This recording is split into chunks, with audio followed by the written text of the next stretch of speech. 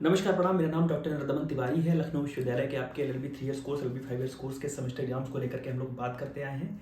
और आज के अपने इस वीडियो में हम बात करने वाले हैं जो आपके एलएलबी 5 इयर्स कोर्स में, एलएलबी इंटीग्रेटेड कोर्स में, ऑनर्स कोर्स में जो आपके 10वें सेमेस्टर का पहला पेपर है, law and challenges of global and modern world.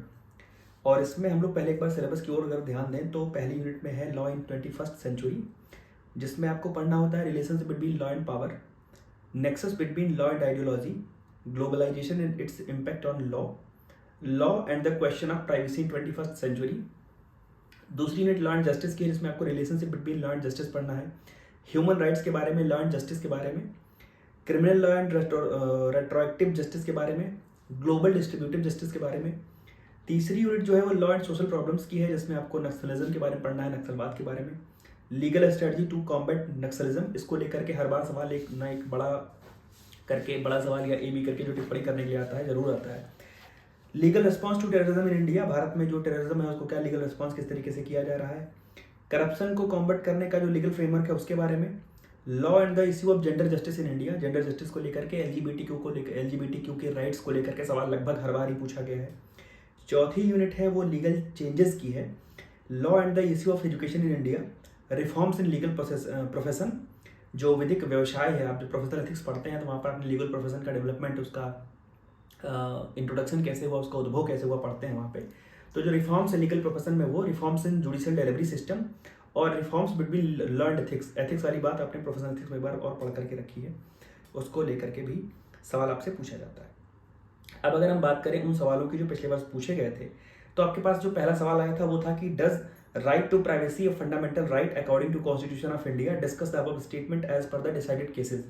भारतीय संविधान के अनुसार क्या निजता का अधिकार एक मौलिक अधिकार है, निर्णीत वादों के अनुसार उपरोक्त कथन की विवेचना कीजिए। राइट टू प्राइवेसी का सवाल एक बार इस प्रकार से पूछा गया है, एक बार पुट्टस्वामी केस के माध्यम से पूछा गया है, तो प्राइवेसी के सवाल को लेकर के बार बार सवाल आ रहा है। ग्लोबलाइजेशन को लेकर के सवाल इस बार भी आना है। तो ग्लोबलाइजेशन का सवाल जो पुराना आया है उसकी हम लोग अगर बात करें तो सवाल है कि what do you mean by globalisation, write down the impact of globalisation on the present world with the help of suitable examples. वैश्वीकरण से आप क्या समझते हैं, उपयुक्त उदाहरणों सहित वर्तमान विश्व पर वैश्वीकरण के विभिन्न प्रभावों को स्पष्ट कीजिए। फिर सवाल है कि वर्तमान वैश्विक संसार में मनुष्य के सामने क्या समस्याएं और चुनौतियां हैं, what are the issues and challenges before humans in the present global world, discuss various problems solutions related with the issues. Terrorism को लेकर के एक सवाल आपसे पूछा गया था। सवाल था कि how terrorism is affecting the global world, जो आतंकवाद है वो वैश्विक दुनिया को किस प्रकार से प्रभावित कर रहा है। What are the reasons behind terrorism increase in present time, write down the various steps taken by the government to eradicate the terrorism in India. Bharat सरकार के द्वारा भारत में आतंकवाद को समाप्त करने के लिए उठाए गए जो कदम है उनकी विवेचना कीजिए, उनके विषय में बताइए। पांचवा सवाल जो था वो छोटे छोटे नोट्स लिखने थे आपको, और उसमें से 3 में से 2 पर आपको टिप्पणी करनी थी। पहला था reform in judicial delivery system, दूसरा था relationship between law and ethics, तीसरा था जेंडर जस्टिस मीन्स न्याय वितरण प्रणाली में सुधार, दूसरा विधि और नीति शास्त्र के बीच संबंध, तीसरा था लैंगिक न्याय के बारे में। छठा सवाल, जैसा मैंने कहा था सिलेबस को पढ़ते समय, नक्सलिज्म को लेकर के सवाल हर बार ही पूछा जाता रहा है, एक बड़ी चुनौती भी है भारत के समक्ष। What do you understand by Naxalism, नक्सलवाद से आप क्या समझते हैं। नक्सलवाड़ी क्षेत्र से ये उत्पन्न हुई समस्या आज एक विकराल रूप धारण करके बैठी हुई है, तो इसके पीछे कारण क्या है। Discuss the various efforts taken by government to eradicate the Naxalism in India, Bharat में नक्सलवाद को समाप्त करने के लिए सरकार ने जो कदम उठाए हैं उनके विभिन्न जो प्रयास हैं उसकी विवेचना करनी थी। सवाल था कि is the government doing enough to reform Indian judicial legal system, क्या भारत सरकार जो है वो भारतीय न्यायिक विधिक प्रणाली में सुधार के लिए पर्याप्त प्रयास कर पा रही है। और उसी के साथ एक सवाल और जुड़ा हुआ था, मतलब सवाल का दूसरा हिस्सा था, evaluate the above statement with the help of suitable examples, उचित उदाहरणों की सहायता से उपरोक्त का मूल्यांकन कीजिए। नेशनल एजुकेशन पॉलिसी को लेकर के सवाल हर बार ही पूछा गया है, और नेशनल एजुकेशन पॉलिसी जो है ये जो एजुकेशन पॉलिसी है, नेशनल एजुकेशन पॉलिसी एनईपी जैसे हम कहते हैं, न्यू क्रिमिनल लॉज के बारे में जरूर पढ़िएगा कि इसके अंतर्गत जो न्यू क्रिमिनल लॉज हम लोगों ने अडॉप्ट किए हैं, वो जो एजुकेशन पॉलिसी नई वाली आई थी, क्या उसके किसी पैमाने को, क्या उसके किसी आवश्यकता को पूरा करता है। Describe the salient features of national education policy 2020, discuss the relevance of national education policy in the context of legal field, राष्ट्रीय शिक्षा नीति 2020 की प्रमुख विशेषताओं का वर्णन कीजिए। विधिक क्षेत्र के संदर्भ में राष्ट्रीय शिक्षा नीति की प्रासंगिकता पर चर्चा कीजिए। ये आपके कुल 8 सवाल हो गए। उसके बाद जो सवाल था वो था कि the earth has enough resources to meet the needs of all but not enough to satisfy the greed of every person. Hindi में कहें तो धरती पर सभी की जरूरतों को पूरा करने के लिए पर्याप्त संसाधन है धरती के पास, लेकिन यह व्यक्तियों के लालच को पूरा करने के लिए पर्याप्त नहीं है। भारत में वर्तमान भ्रष्टाचार विरोधी विधियों के साथ उपरोक्त कथन की विवेचना कीजिए। इसी सवाल को कई बार power corrupt, absolute power, absolutely corrupt वाले कोड के साथ भी पूछा जाता रहा है और इस बार भी आने की उम्मीद है। उसके बाद कुछ शॉर्ट नोट्स आपको लिखने थे। व्हाइट कॉलर क्राइम्स पे लिखना था, हवाला के बारे में आपने बहुत सुना होगा, हवाला ट्रांजेक्शन के बारे में, और जो राइट्स ऑफ LGBTQ हैं उनके बारे में। इन 3 में से 2 पर आपको टिप्पणी करनी थी। सत्र 2024 का पेपर है जो मैंने आपको बताया। उन सवालों की बात करें जो सवाल आपके लिए इस बार के लिए महत्वपूर्ण है। मैं दोबारा कहूंगा कि ग्लोबलाइजेशन का जो आपका टॉपिक है वो आपके लिए बहुत ही जरूरी है। ग्लोबलाइजेशन को पढ़ करके जाइएगा। ग्लोबलाइजेशन का मतलब क्या है, इसका नेचर क्या है, इसकी स्कोप क्या है, इसका सिग्निफिकेंस क्या है, रेलिवेंस क्या है, हिंदी में कहे तो वैश्वीकरण क्या है, वैश्वीकरण की प्रकृति क्या है, वैश्वीकरण का जो क्षेत्र है उसका महत्व क्या है, उसकी प्रासंगिकता क्या है, इस प्रकार से आप पढ़ करके जाइएगा। उसके बाद हम लोग आगे बढ़े तो वही राइट टू प्राइवेसी वाला जो टॉपिक है वो किसी ना किसी तरीके से, चाहे मैंने कहा पुट्टस्वामी केस के माध्यम से, जैसे सवाल इस प्रकार से भी हो सकता है कि why was the case of retired justice case Puttaswamy news recently, discuss the various dimensions of this case. चूंकि रिसेंटली तो अब नहीं रह गया, जिस समय ये सवाल पूछा गया होगा उस समय के लिए रिसेंटली जरूर रहा होगा, लेकिन जो प्राइवेसी की जो बात है, प्राइवेसी का जो टॉपिक है उसको लेकर के सवाल हमेशा से बनता रहा है, तो उसको आप जरूर पढ़ करके जाइएगा। वहां से सवाल बनने की आपको उम्मीद है और प्रयास करिएगा कि यदि हाल में कोई रिसेंट केस लॉ जैसा है, ऐसे हैं जो राइट टू प्राइवेसी को टच करते हैं, राइट टू प्राइवेसी से संबंधित हैं, तो उनको भी आप एक बार देख करके जाइएगा।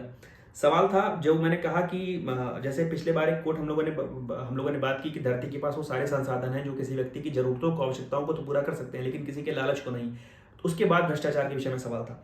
उसी प्रकार से एक सवाल यहाँ पर लर्न पावर को लेकर के आपसे पूछे जाने की उम्मीद रहती है कि power corrupts man and absolute power corrupts the man absolutely. In this regard discuss the relationship between law and power. तो विधि और शक्ति के जो बीच में संबंध है, शक्ति मनुष्य को भ्रष्ट कर देती है और पूर्ण शक्ति मनुष्य को पूर्ण रूप से भ्रष्ट कर देती है।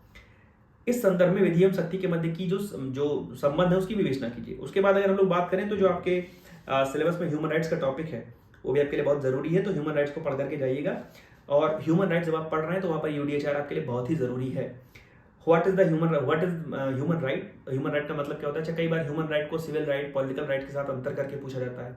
कई बार ह्यूमन राइट्स को कॉन्स्टिट्यूशनल राइट्स के साथ, लीगल राइट्स से अंतर करके पूछा जाता है कि मानवाधिकार में और विधिक अधिकार में क्या अंतर है, समझाइए। उसके बाद सवाल का जो अगला हिस्सा है वो शुरू होता है। तो आप जब ह्यूमन राइट्स पढ़िएगा उसके विषय में कायदे से पढ़ लीजिएगा और उसके साथ में UDHR की जो रेलिवेंसी है कि किस प्रकार से UDHR जो है वो ह्यूमन राइट के प्रोटेक्टर के तौर पर एक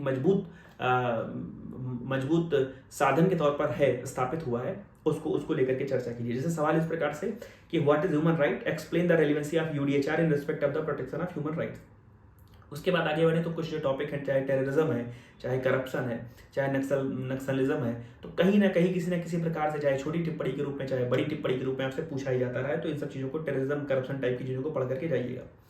जो नक्सलिज्म जब आप पढ़िएगा तो नक्सलिज्म का जो हिस्टोरिकल बैकग्राउंड है, उसकी जो ऐतिहासिक पृष्ठभूमि है उसको जरूर देखिएगा कि नक्सलवाद की ऐतिहासिक पृष्ठभूमि क्या है, उसकी समस्या क्या है, उनकी मांग क्या है, उसका उपचार क्या है। कई बार जब नक्सलवादियों को कोई, चाहे वो पुलिस का ऑपरेशन हो, चाहे CRPF का ऑपरेशन हो, या हमारे किसी भी पुलिस बल का या सुरक्षा बल का जो ऑपरेशन होता है, नक्सलवादी मारे जाते हैं, तो उनके लिए तबका है, एक वर्ग है जो उनके लिए आवाज उठाता है। तो क्या उनकी समस्याएं इस प्रकार की हैं कि उन्हें हथियार उठाना पड़े, या क्या वो इस स्तर पर आ चुके हैं कि उनको हथियार से ही उनसे बात हो सकती है, उनसे टेबल पर बात नहीं हो सकती है। तो नक्सलिज्म का जो हिस्टोरिकल बैकग्राउंड है, उसकी जो प्रॉब्लम है और उसका जो सॉल्यूशन है, उसको कायदे से आप पढ़ करके आइएगा। न्यू एजुकेशन पॉलिसी से आपको सवाल हर बार मिलता है, उसको लेकर के जरूर तैयार रहिएगा। न्यू एजुकेशन पॉलिसी का लीगल रिफॉर्म से, हमारे न्यू क्रिमिनल लॉ से क्या रिलेशन है, कुछ है या नहीं है, इसको जरूर समझिएगा। कि discuss in detail about the new education policy 2020 and as a law student how far it is relevant, कितना ये प्रासंगिक है, कितनी इसकी आवश्यकता थी। और हम लोग जब कहते हैं कि विधि के चूंकि हम छात्र हैं, तो विधि के छात्र के तौर पर हमारे लिए नेशनल जो एजुकेशन पॉलिसी, न्यू एजुकेशन जो पॉलिसी है, नई शिक्षा नीति है, उसका क्या महत्व है, उसमें हम लोगों के लिए क्या विशेष है, क्या खास है, उसको जरूर आप समझिएगा। आगे बढ़े तो जो जेंडर जस्टिस की बात है, जो लिंग पर आधारित जो न्याय की बात है, हम लोग राइट टू इक्वलिटी की बात करते हैं, वहां पाते हैं कि किसी भी प्रकार से लिंग के आधार पर भेद नहीं होगा। आर्टिकल 15 पढ़ते हैं, 16 पढ़ते हैं, आगे भी कई सारे राइट्स पढ़ते हैं, वहां पर हम ये बार बार देखते हैं कि लिंग के आधार पर कोई भी भेद नहीं होगा। तो जो जेंडर जस्टिस है, ये शब्द की उत्पत्ति क्यों हुई, क्यों कहना पड़ रहा है कि जेंडर जस्टिस की व्यवस्था होनी ही होनी चाहिए, उसको सुनिश्चित किया ही जाना चाहिए। express in detail about the concept of gender justice in India in the light of LGBTQ rights। जो LGBTQ वर्ग है इनके राइट्स को लेकर के जो व्यवस्थाएं हैं उनको भी आप समझिएगा और देखिएगा कि क्यों इनको जेंडर जस्टिस प्रोवाइड करा के इनको जो समाज की मुख्य धारा है उसमें लाना जरूरी क्यों है। आगे बढ़े तो एक सवाल जो आपको मिलता है लॉ के और एथिक्स के साथ जो संबंध है उसमें प्रोफेशनल एथिक्स आपने पढ़ा हुआ है, professional ethics and contempt of court आपके सब्जेक्ट में रहा है, सिलेबस में रहा है, शायद 6th या 7th सेमेस्टर आपने पढ़ा होगा, तो वहाँ पर आपने प्रोफेशनल एथिक्स पढ़ा है। ये सवाल आपके लिए थोड़ा आसान भी रहेगा कि लॉ एंड एथिक्स की जो एक बीच में जो एक संबंध है, रिलेशन है, वो क्या है, किस प्रकार से। जैसे कोर्ट है कि the harmonious relation between law and ethics is necessary for the welfare and development of individual and society because both regulate the human behaviour and make it more socially acceptable. Explain. विधि एवं नीति शास्त्र के मध्य एक सामंजस्यपूर्ण संबंध व्यक्ति और समाज के कल्याण एवं विकास के लिए बेहद आवश्यक है क्योंकि दोनों ही मानव आचरण को नियंत्रित करते हैं और इसे सामाजिक रूप से अधिक स्वीकार्य बनाते हैं। इसकी चर्चा कीजिए। उसके बाद हम लोग जब हम जस्टिस की बात कर रहे हैं, जेंडर जस्टिस की बात हम लोगों ने करी, तो वहीं पर एक कंसेप्ट और है, concept of global distributive justice.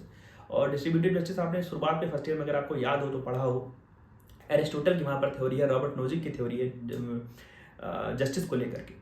तो उसी प्रकार से यहाँ पर जो कंसेप्ट है ग्लोबल डिस्ट्रीब्यूटिव जस्टिस का, उसका मतलब क्या है और जो रिलेशनशिप है लॉ का जस्टिस का, विधि का न्याय का संबंध क्या है। विधि केवल इसलिए है कि विधि पढ़ करके सुना दी जाए, विधि पर भाषण दिए जाए, लीगल एड कैंप कराए जाए या मूड कोर्ट कराए जाए, या विधि की आवश्यकता इस प्रकार से भी है कि न्याय का होना पाया जाए, न्याय का होना सुनिश्चित हो सके, न्याय हो रहा है ये दिखे। तो आप सभी को ढेर सारी शुभकामनाएं आपके इस पहले पेपर के लिए। आपका आखिरी सेमेस्टर है, आपको ढेर सारी शुभकामनाएं आपके इस पहले पेपर के लिए। आपका जो भी अगला पेपर होगा उसकी वीडियो को लेकर के मैं जल्दी आपके समक्ष उपस्थित हो जाऊंगा। तब तक जुड़े रहिए मेरे साथ और अपने अन्य लोगों को भी मेरे साथ जोड़िए। धन्यवाद। प्रणाम।